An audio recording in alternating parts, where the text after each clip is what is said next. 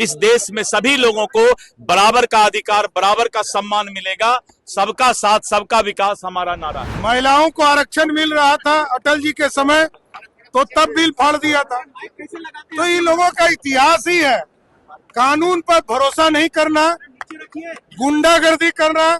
राजद का मतलब ही है अपराधीकरण।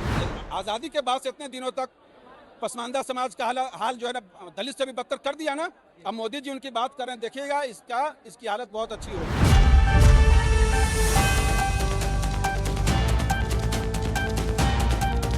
नमस्कार, मैं सुरभि मानसी और आपने देखना शुरू कर दिया है एकदम कड़क। तो भाजपा द्वारा किया गया पसमानदा मिलन सम्मेलन, जहां पर अधिक संख्याओं में पसमानदा समाज के लोग मौजूद थे और अपने लिए जो चर्चाओं की बात थी, जो अपनी बातें थी, अपने मुद्दे थे, उन पर चर्चाएं की। आपको बता दें कि इस सम्मेलन में भाजपा के वरिष्ठ नेता एवं कार्यकर्ता और समर्थक लोग भी मौजूद थे और इस सम्मेलन में पूरी तरह से पसमानदा समाज को मुख्य धारा से जोड़ने की बात की गई। वहीं साथ ही साथ वक्फ बिल वोट को लेकर भी चर्चा हुई, जिसके विरोध में रविवार को एक रैली निकली थी, जहां जन सैलाब निकला था। इसको लेकर दिलीप जायसवाल ने मीडिया साझा करते हुए अपनी बात स्पष्ट की और कहा कि हम लोग का नारा ही है, बीजेपी का नारा है कि सबका साथ, सबका विकास। तो हम लोग मुस्लिम भाई बहनों को, सिख ईसाई सभी धर्मों को एकजुट लेकर चलेंगे। और साथ ही साथ उन्होंने क्या मीडिया साझा किया और वक्फ बिल वोट को लेकर क्या बात की है, आइए जानते हैं। इस देश के अंदर सभी जाति धर्म के लोगों को लोकतांत्रिक अधिकार प्राप्त है और इस देश में हिंदू, मुस्लिम, सिख, ईसाई, बौद्ध, जैन सभी भाई भाई हैं। आपस में मिल करके इस देश को आगे बढ़ाना है और जो भी इस देश के लिए अच्छा होगा, सरकार उस काम को करती है। और हमने अभी अंदर कहा कि हम भारतीय जनता पार्टी चाहती है कि इस देश के अकलियत भाई, मुसलमान भाई भारतीय जनता पार्टी के साथ मिलकर चलें और हम उनके जो भी सोच है, उनके जो भी इस देश के अंदर अधिकार हैं, सम्मान है, इस देश में सभी लोगों को बराबर का अधिकार, बराबर का सम्मान मिलेगा। सबका साथ, सबका विकास हमारा नारा है। जैसा कि आपने देखा दिलीप जायसवाल का बयान कि सबको एकजुट लेकर चलेंगे और वक्फ बिल बोर्ड के खिलाफ जो धरना दिया जा रहा है, रैलियां निकाली जा रही हैं, उनका कहना है कि कोई भी ऐसा नियम कानून नहीं निकलेगा जो कि मुसलमानों के हित में ना हो। और साथ ही साथ 14 से 18% बिहार में मुसलमान लोग हैं, इसलिए अभी जो प्रतिपक्ष के जितने भी दल हैं, विपक्ष दल हैं, वो बहुत सक्रिय हो चुके हैं और अभी के राज्य सरकार के विरुद्ध सबको खिलाफ करना चाहते हैं। इसी मुद्दे को लेकर सम्राट चौधरी ने मीडिया साझा करते हुए बताया कि विपक्ष दल के जो नेता हैं और प्रतिपक्ष नेता तेजस्वी यादव है, वो मुस्लिम भाई बहनों को भटकाने की कोशिश कर रहे हैं। ऐसा उन्होंने क्यों कहा, आइए जानते हैं। आज पसमानदा मुसलमानों का देखिए, जिस तरह आरजेडी ये बोल रही है कि हम वक्फ बोर्ड बिल फाड़ देंगे, तो ये कौन नया चीज करेगा? ये लोग तो आरक्षण विरोधी है। महिलाओं को आरक्षण मिल रहा था अटल जी के समय, तो तब बिल फाड़ दिया था। तो ये लोगों का इतिहास ही है, कानून पर भरोसा नहीं करना, गुंडागर्दी करना।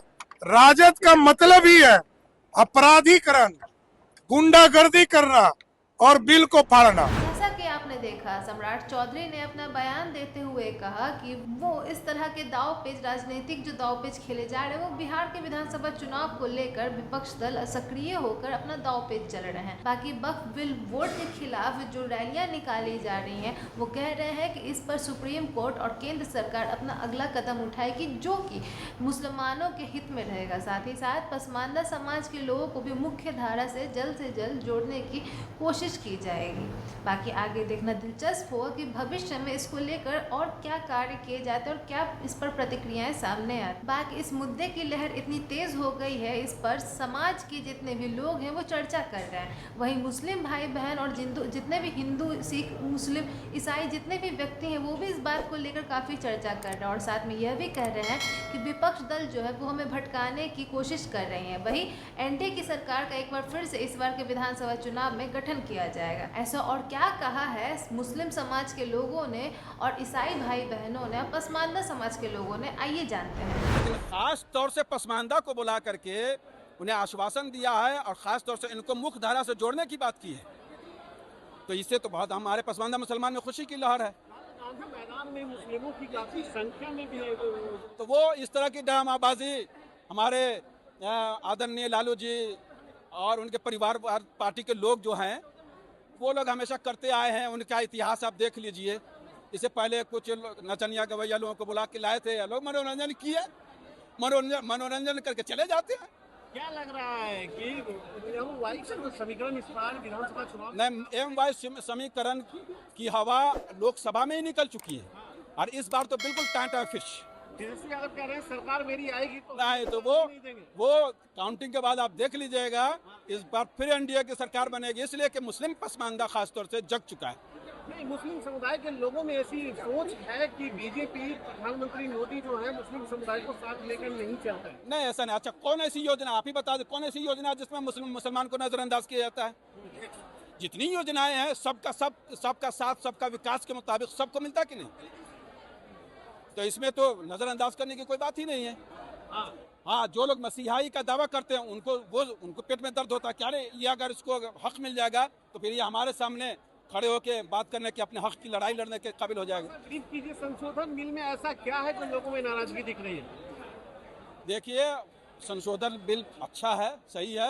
ये कुछ राजनीतिक किस्म के लोग जो हैं वो लोगों के अंदर भ्रम फैला रहे हैं, लेकिन जितने लोग जागरूक लोग हैं सारे लोग समझ रहे हैं कि ये अच्छा है। कल गांधी मैदान में पप्पू यादव भी आए हुए थे। हाँ, क्या कुछ कहेंगे? वो भी आए थे, वो अपनी बात रखे, लेकिन जनता समझ रही है ना कि कौन हमारा हितैषी है। पप्पू यादव जी को भी लोग देख ही रहे हैं, तो वो अपनी बात रखें, लेकिन मोदी जी जो बोलते हैं वो करते हैं, ये तो पूरी दुनिया देख रही है। मोदी जी जो बोलते हैं वो ज़रूर करते हैं। आज़ादी के बाद से इतने दिनों तक पसमानदा समाज का हाल जो है ना दलित से भी बदतर कर दिया ना, अब मोदी जी उनकी बात कर रहे हैं, देखिएगा इसकी हालत बहुत अच्छी होगी। जी, कल गांधी मैदान में बहुत बड़ा जनसैलाब रैली हुई है, उसमें यही कहेंगे कि हाँ, मुसलमान भाइयों को समझना चाहिए कि हाँ, कहीं पे कोई गलत कदम ना उठाए, सरकार से अपनी जो मांग है सही पूर्वक रखे और सरकार उसे पूरा करेगी। ऐसा कुछ नहीं है बिल के अंदर में, बस डरने वाली बात नहीं है, उसे देखे, पढ़े और समझे क्या बिल के अंदर में आखिर है क्या। देखिए, तेजस्वी यादव हो गए या कांग्रेस हो गए या बहुत सारे पार्टियां जो मुसलमान के हितैषी बन रहे हैं, और जब हिस्सेदारी की बात आती है तो वो किसी को मुसलमान को हिस्सा नहीं देना चाह रहे हैं। अरे जो भी मुसलमान आज के डेट में 18 से 19% है बिहार के अंदर में, तो उसी हिसाब से उनको सीट दीजिए, उनके हिसाब से दावेदारी, अगर जितना उसका हिस्सा बनता है उसको हिस्सा देंगे नहीं, बस मुसलमान मुसलमान मुसलमान, बस उनका वोट सिर्फ चाहिए और कुछ नहीं। देखिए, पप्पू यादव वो भी एक बहुत अच्छे बड़े नेता हैं, उनके बारे में भी एक अच्छाई किया जा सकता है। क्या पूर्णिया में उन्होंने अपने सीट पर लड़ा और अच्छा वोटों से उन्होंने हासिल किया, बट उनका भी काम है कि हाँ, अपना प्रेजेंस दिखाना चाहे। देखिए, एंटी पार्टी जितने भी हैं वो अपना जो भी मुस्लिम को समर्थन देंगे ही, वो अपना समर्थन के लिए वो गांधी मैदान गए। जैसा कि आपने देखा, वक्फ बिल के विरोध में जो रैलियां निकली हैं उससे कई मुस्लिम लोगों को कहा जा रहा है कि जो है भटक चुके हैं अपनी राह से, वो विपक्ष की बातों में बहक रहे हैं। बाकी इस बार फिर से एनडीए की सरकार बनेगी, ऐसा कुछ भाई बहनों का दावा है। तो इस बार देखना दिलचस्प होगा कि बिहार के विधानसभा चुनाव में वक्फ बिल को लेकर क्या प्रतिक्रिया और समीकरण बन सकती है। साथ ही साथ सुप्रीम कोर्ट और केंद्र सरकार इसको लेकर क्या अगला कदम लेगी, ये भी देखना दिलचस्प होगा। बाकी बिहार में 14 से 18% तक मुस्लिम जनसंख्या है, तो इस बार यह भी देखना दिलचस्प होगा क्या सच में तेजस्वी यादव ने वादा किया है कि वक्फ बिल को कूड़ेदान में फेंक देंगे, नियम को हटा देंगे। क्या इसको लेकर उनको मुस्लिम वोटर्स की ज़्यादा बहुमत मिलेगी या फिर से एक बार मुस्लिम वोटर्स जो है अपना सपोर्ट एनडीए सरकार को दिखाएगी, यह देखना दिलचस्प होगा। और बाकी यह तो भविष्य की बात है। आपके इस पर क्या राय, कमेंट बॉक्स में साझा करें, सब्सक्राइब करें, बेल आइकन प्रेस करना ना भूलें ताकि आपसे कोई भी अपडेट मिस ना हो जाए। बने रहे एकदम कड़क के साथ। धन्यवाद।